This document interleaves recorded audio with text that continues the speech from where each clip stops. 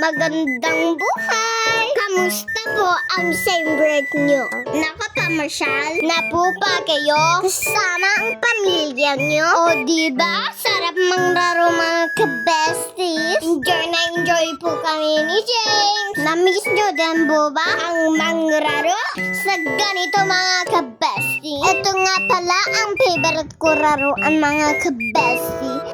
Gusto ko pala makuhayintay sa loob. Kaya focus lang sa goal ang bestie ng tunay. Hanggang sa sinabi ni Daddy na malapit na maubos yung coin namin. Naiyak na lang talaga ako mga ka-besties.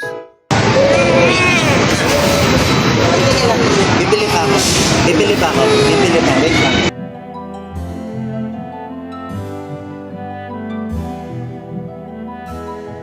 O James, panay ang drive mo dyan ah. Ang galing mo ah. Nandyo-drive ka na, namumukbang ka pa. Go Daddy, kaya natin to.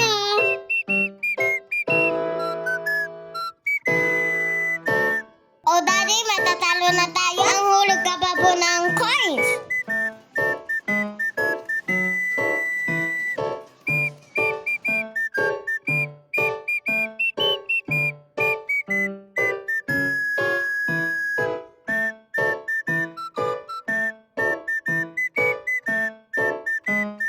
At natapos na po kami mangraro. Syempre, bago umuwi, mag-sanitize muna po tayo ng ating mga kamay. Dahil na bago na ang bestie niyong tunay, pumunta naman po kami sa favorite part ni Daddy. Ang pagkain.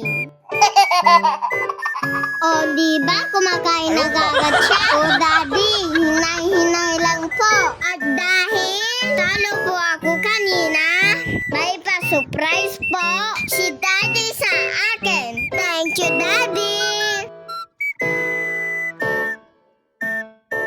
O Daddy, pagkain ko yan. Yummy! Kain po tayo mga ka-bestie. Kaya, tandaan natin, mga ka-bestie, di lahat ng bagay ay makukuha natin agad. May tamang panahon sa lahat ng bagay. Baka yun ang kukuha. Ay, ito pala ang nakikita.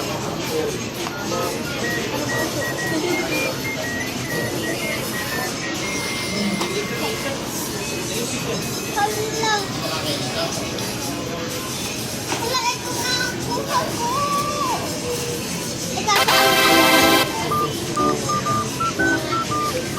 Ito nga ang kuha ko.